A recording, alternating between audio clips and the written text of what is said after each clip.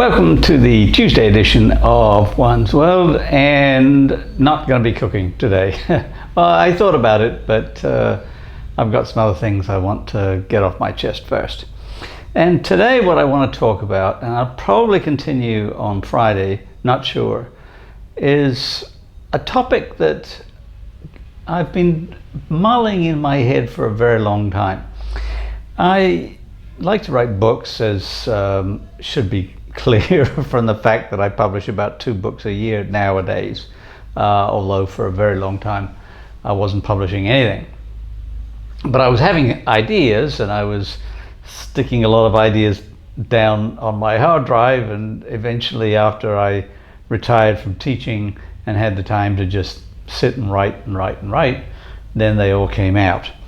But there's some ideas that have just been percolating and aren't quite ready for prime time yet. Close. And I talked about one of them a couple of weeks ago when I talked about my origin as essence thesis, and I talked about the origins of different customs and so forth. And that's sort of maturing. So it's still fermenting, but it's sort of maturing. It's on my hard drive. I've got the chapters all mapped out, but I'm in the process of writing 2 other books right now, so I just don't have the time for it. But there's another one that's been sitting in the back of my head for a very long time. And it has to do with the fact that in the mid to late 19th century on into the 20th century, there were a tremendous amount of scientific developments and sociological developments, anthropological developments, all kinds of things changed. And the general public just mostly hasn't caught up. They still think in terms that, would be, perfectly acceptable at dinner parties in the 18th century. So I thought of writing a book called Catching Up. And I'm just going to talk about a few of the topics here, and maybe I'll continue on Friday. So let's get started.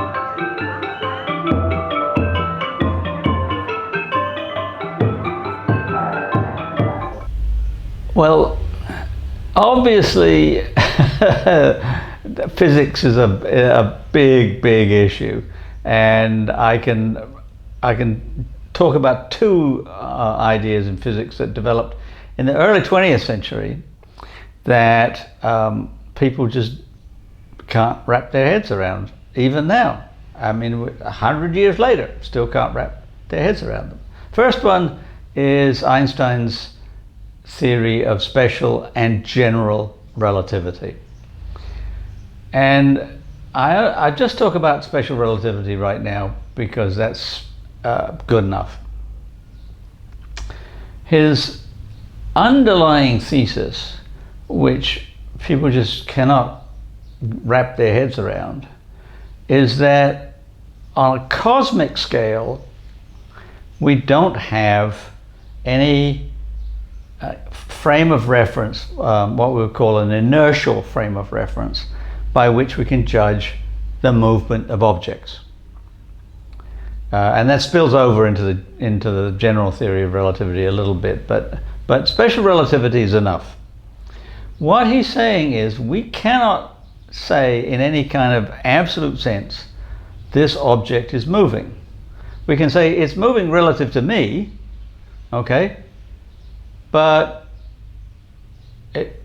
it's just as correct to say that we are moving relative to one another, such that it's perfectly acceptable to say that in relation to me it's stationary and I'm moving. Like there's no truth to those statements in an absolute sense, because there is no global, or cosmic I should say, inertial frame of reference on which to base that judgment. Well, I think things are a little bit more complicated since they discovered the 3-degree background radiation from the Big Bang, but I'm not going to get into that because that gets us into really complicated territory. But just think about it in these terms. We want to say that the sun is at the center of the solar system and the Earth is moving around the sun. According to Einstein's principles of relativity, it's just as correct to say that the Earth is still and the solar system, or even the whole cosmos, the galaxy, whatever, is moving around the sun, around the Earth. It works either way, and that's just the nature of relativity.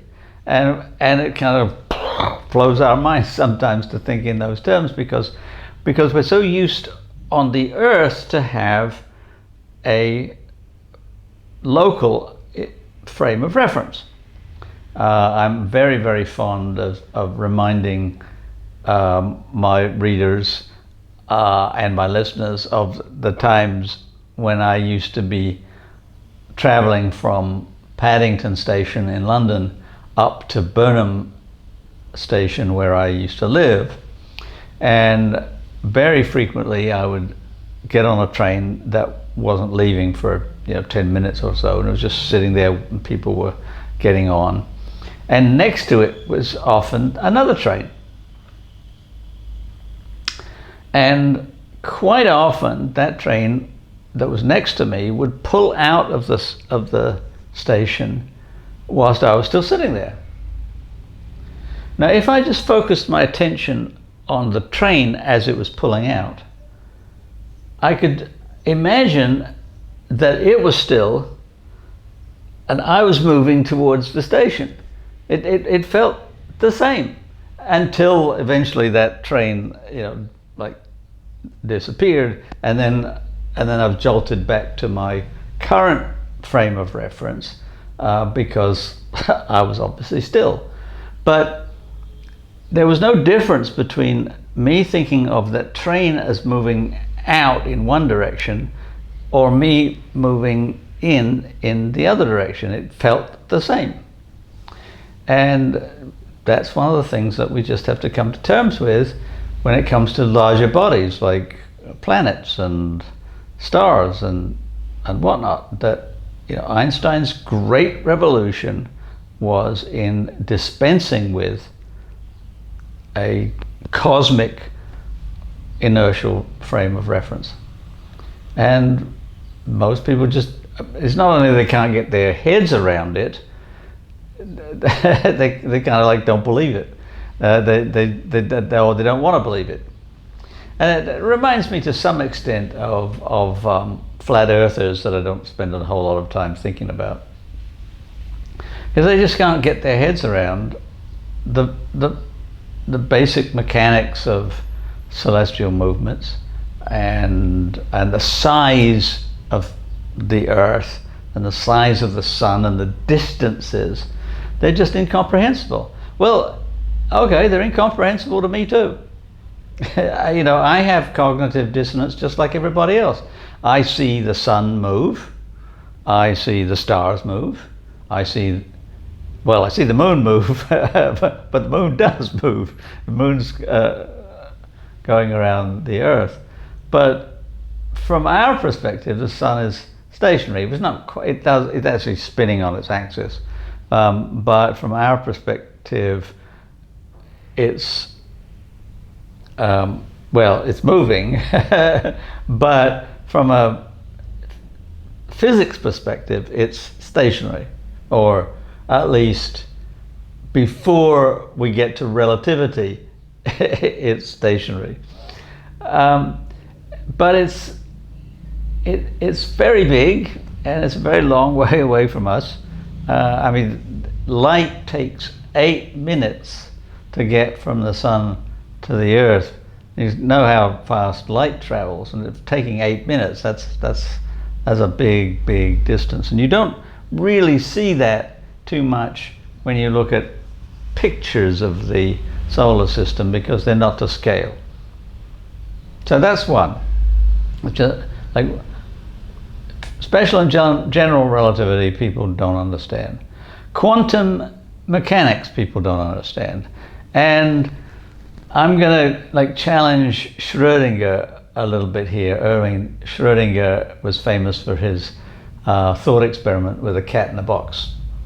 And I'll talk about that in a minute. But the first thing I want to talk about, which is related to that, is the idea that subatomic particles are kind of everywhere and nowhere until you try to find them.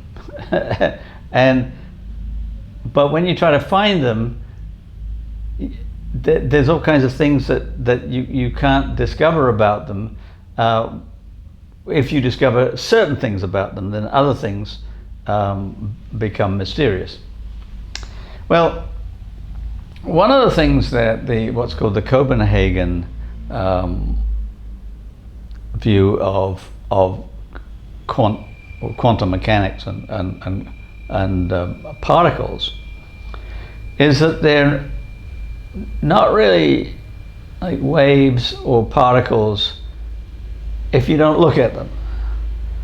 But if you look at them, then they say that the wave function collapses. But if you don't look at them, then they could be one or they could be the other. And Schrödinger's experiment with the cat in the box is, I hope, has been debunked by other people long before I came along. His idea was that you have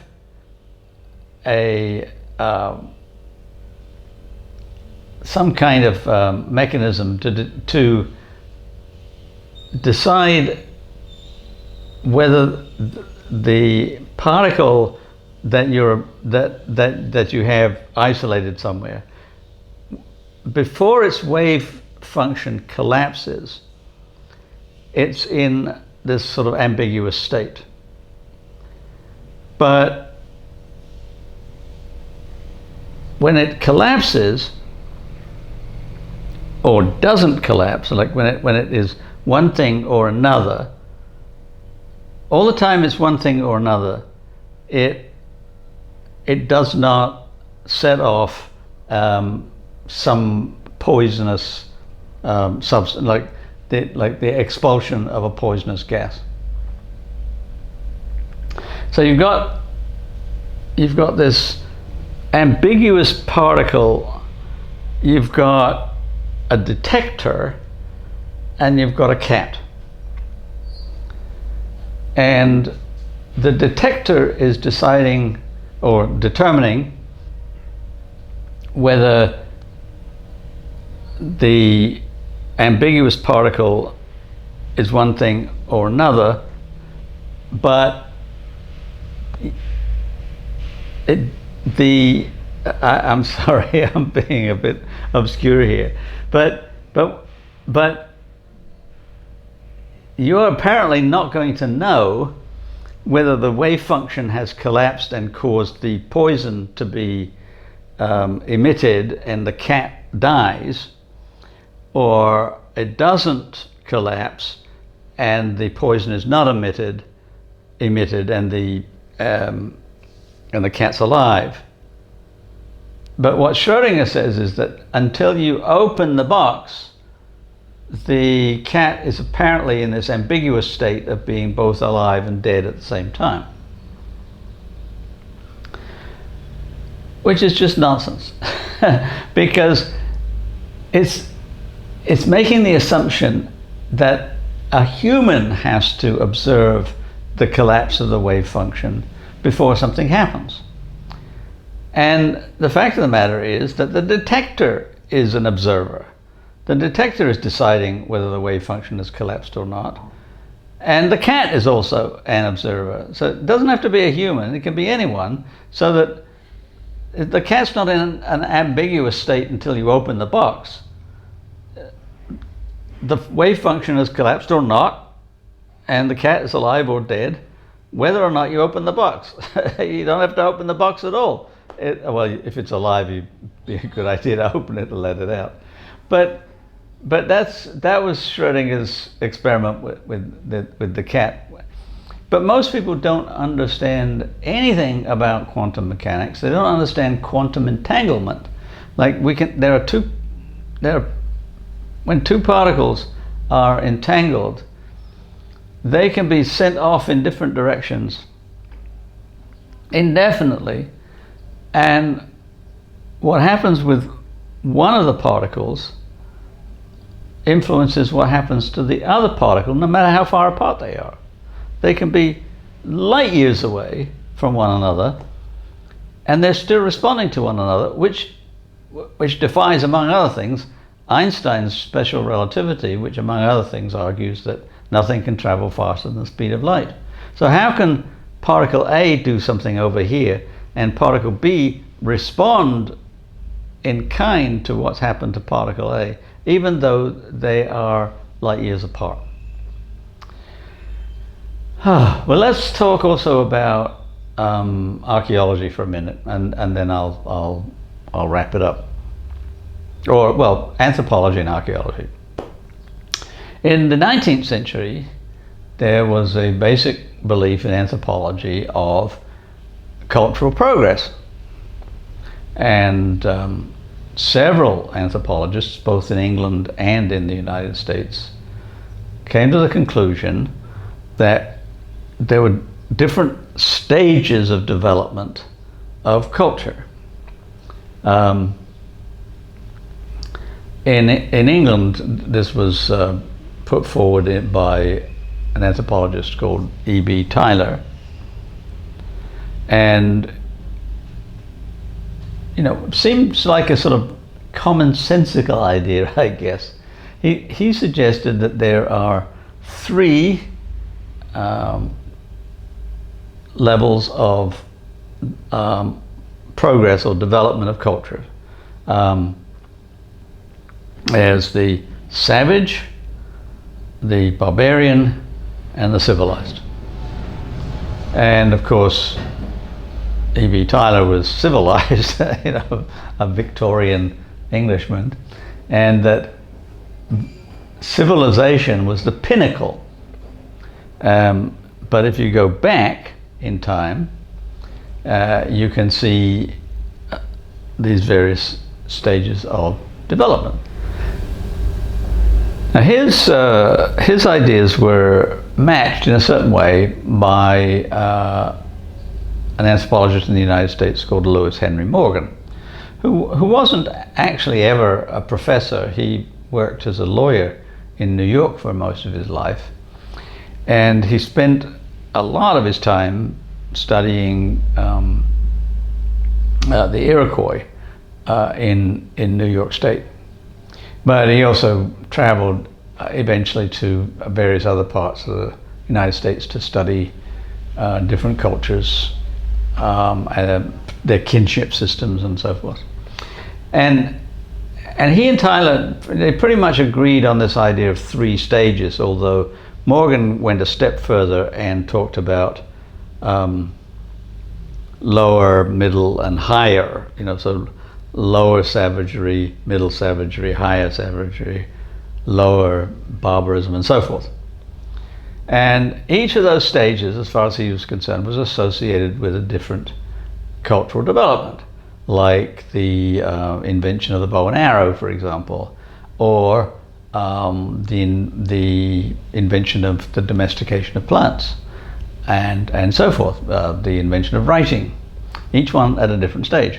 So that museums in the late 19th century into the early 20th century didn't divide their exhibits into cultures, like this is from the Andaman Islands, and this is from Papua New Guinea, and this is from sub-Saharan Africa, but rather in terms of where they were on their stages of development. And this dovetailed with what we call the three-age system, which had been popular in archaeology for a very long time. The three ages being the Stone Age, the Bronze Age, and the Iron Age. And again, it's basically a theory of evolution or development, that you start as Homo sapiens with stone tools, because stones are what you have to work with, and you chip them away and you make spearheads and arrowheads and knives and whatnot out of flint or obsidian or some stone material that can flake easily. But then when you learn how to smelt metals, you start smelting the ones that have the lowest melting points, and that copper and tin are two of the most common. And if you alloy copper with tin, because copper is very soft, but if you alloy it with a little bit of tin, then you get bronze, and bronze is much harder, and you can sharpen it, and so you can make swords and armor and so forth. And then further along, when you have even hotter fires than you have in the Bronze Age, then you can start smelting iron ore, and you can create iron tools.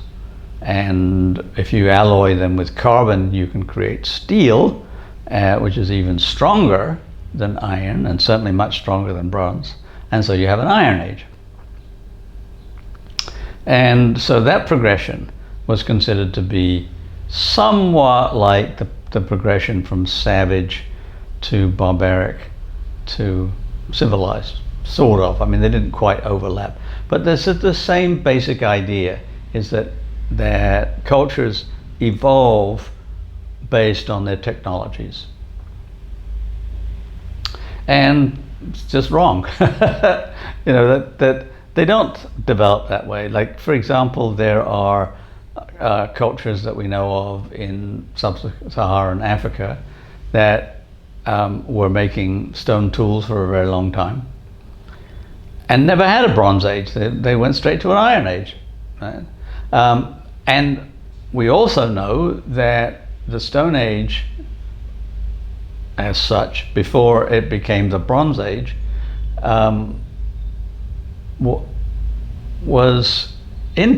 developed copper tools before they alloyed them into bronze. That some cultures were making stone tools and copper tools, and then eventually they started developing bronze tools. So we now call that the Chalcolithic Age. It's a complicated way of saying the Copper Age. So you've got the Stone Age, the Copper Age, the Bronze Age, the Iron Age. Sometimes there's no Copper Age, sometimes there's no Bronze Age, and so forth. That it is not a simple progression. Every culture develops in its own way. So around 1920 or so, Franz Boas made the sort of like astounding statement that Morgan and Tyler were just plain wrong. That we can't deal with cultures in terms of where they sit on some imagined evolutionary line. We have to deal with them in their own terms.